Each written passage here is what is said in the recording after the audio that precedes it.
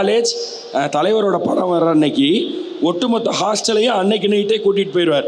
Bus வச்சு அந்த படத்துக்கு கூப்பிட்டு போயிடுவார். நான் எல்லா சூப்பர் ஸ்டார் படங்களுக்கும் கூப்பிட்டு போவார் காலேஜ் பசங்களை. ஸோ அப்படி நான் வேறு காலேஜ் பார்த்ததே இல்லை. ஸோ அங்கே தான் அந்த உண்மையிலே சூப்பர் ஸ்டார். நாங்களாம் கபாலி வந்து தியேட்டரே புக் பண்ணி போய் பார்த்தோம், டிக்கெட் புக் பண்ணல. கபாலிலாம் வந்து ஹாஸ்டல் பசங்களோட அந்த செலிப்ரேஷன்லாம் வந்து கிடைக்காது. So it's a great achievement. அந்த மனுஷனை நம்ம அது வந்து உணர்வு பூர்ணமானது. இட்ஸ் நாட் அன் வேர்ட், அது it's an expression, it's an emotion. நம்ம எல்லாருக்குமே தான். அவர் 25 வருஷத்தில் 154 படம் பண்ணிட்டார். கடத்தி 25 வருஷம் பார்த்தீங்கன்னா 16 படம் தான் பண்ணியிருக்கிறாரு.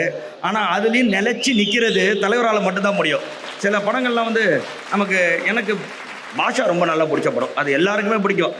அது தலைவர் give the equal rights for the opponent. கிரவுண்டில் இறங்கி விளையாட விடுவார்.